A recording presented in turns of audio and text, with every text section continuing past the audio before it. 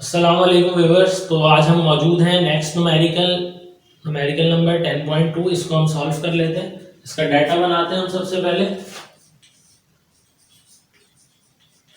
The difference between the lengths of two rods A and B is 60 centimetre.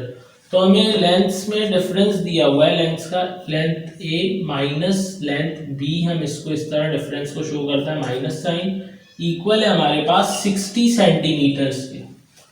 At all temperatures, यानी कोई भी temperature हो, T1 हो, T2 हो या यानी कोई भी डिफरेंट टेम्परेचर हो, सब पर हमारे पास जो डिफरेंस होगा लेंथ्स का वो इक्वल है 60 centimetre. Find their original lengths at 0 degree centigrade. तो हमें जो है वो क्या मालूम करना है, ओरिजिनल लेंथ को मालूम करना है। यानी कि हम यूं कह सकते हैं ये L1A है, ये L1B है। हमें मालूम करना है ओरिजिनल लेंथ यानी कि L2A की वैल्यू को और L2B की वैल्यू, और हमें अल्फा की वैल्यू गिवन है। अल्फा फॉर A के लिए हमें गिवन है 18 एक्सपोनेंट -6। तो सेंटीग्रेड इनवर्स इसको हम यूनिट एज यूज कर सकते हैं इसका। और अल्फा बी के लिए हमें कोफिशिएंट ऑफ लीनियर एक्सपेंशन होता है फॉर रॉड बी, वो हमें गिवन है 27 एक्सपोनेंट -6। सेंटीग्रेड इनवर्स इसको यूज कर लेते हैं। अब हम सॉल्यूशन में आते हैं।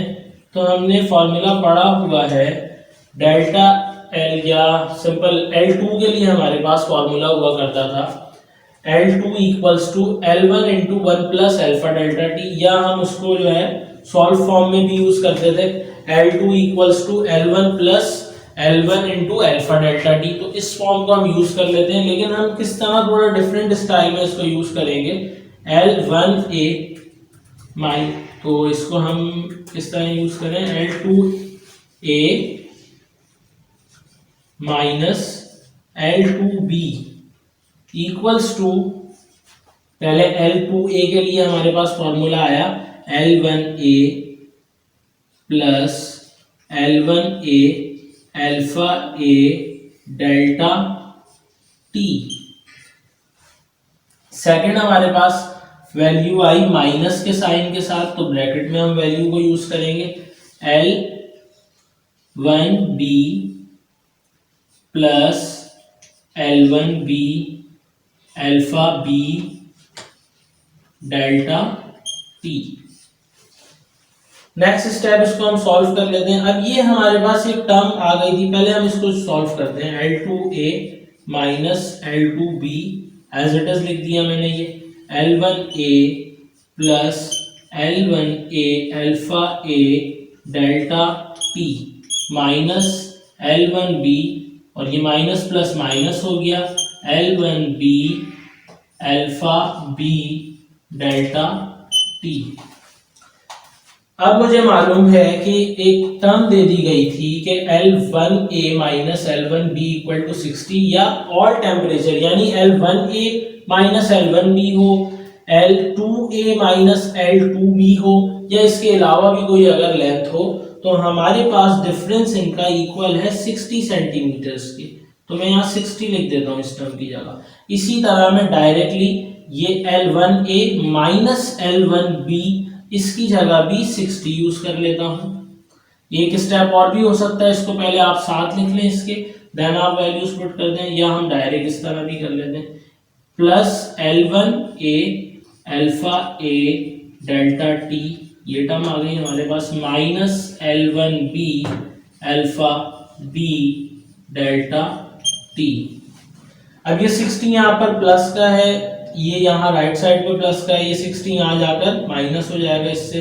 तो मैं डायरेक्टली इस स्टेप को कर देता हूँ कवर इस तरह कि हम यहाँ पर लिख देते हैं 0 equals to L1A alpha A delta T then minus L1B alpha B delta T. ये कॉम्प्लिकेटेड आपको लग रहा है लेकिन ये इतना कॉम्प्लिकेटेड क्वेश्चन है नहीं, तो आप इसको स्टेप बाय स्टेप अगर करेंगे प्रॉपर आपको सॉल्व हो जाएगा बिल्कुल।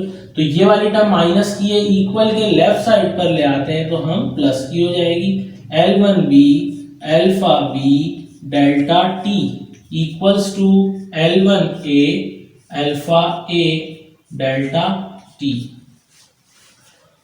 सो नेक्स्ट स्टेप में हम क्या करेंगे, हमें कोई एक वैल्यू मालूम करनी है, L1a या L1b की हम बात कर रहे हैं। तो यहाँ पर हमने क्या करना है, यहाँ से वैल्यूज को हम असाइन करते हैं, या हमारे पास डेल्टा टी इस वाली पोजीशन में मौजूद है यहाँ पर, तो जाकर मल्टीप्लाई हो रहा है, नेक्स्ट वाली टर्म जो है इससे जाकर डिवाइड हो जाएगा, या हम इस स्टेप में डायरेक्ट भी इसको कट कर सकते हैं।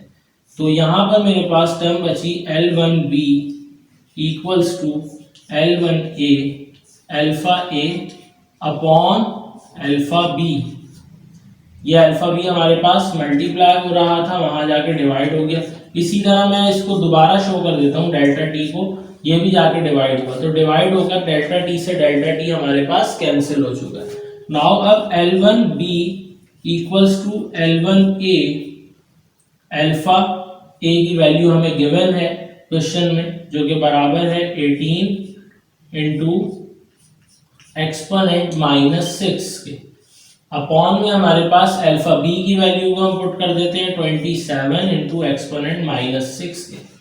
तो एक्सपोनेंट -6 से एक्सपोनेंट -6 एज इट इज मेरे पास कैंसिल हो गया, और जो है 9 के टेबल में हमारे पास 9 2 ज़ा 18 देन 9 3 ज़ा 27। तो मैं इसको इस तरह दोबारा यहाँ पर शो कर देता हूं। तो ये टर्म जो है मेरे पास कुछ इस तरह आके बची है, L1b इक्वल्स टू 2/3, पहले हम कोफिशिएंट को लिख लेते हैं, 2/3 L1a। Okay, so L1b equal to 2/3 L1a हमारे पास फॉर्म हो गया है। अब हम क्या करेंगे, इसके बाद हम इस टर्म को उठाकर जो हमारे पास फर्स्ट कंडीशन की इक्वेशन थी उसमें पुट करेंगे। तो अगर उस टर्म को मैं दोबारा यहाँ पर लिखता हूँ, L1a minus L1b equals to 60 के हमारे पास ये बराबर था।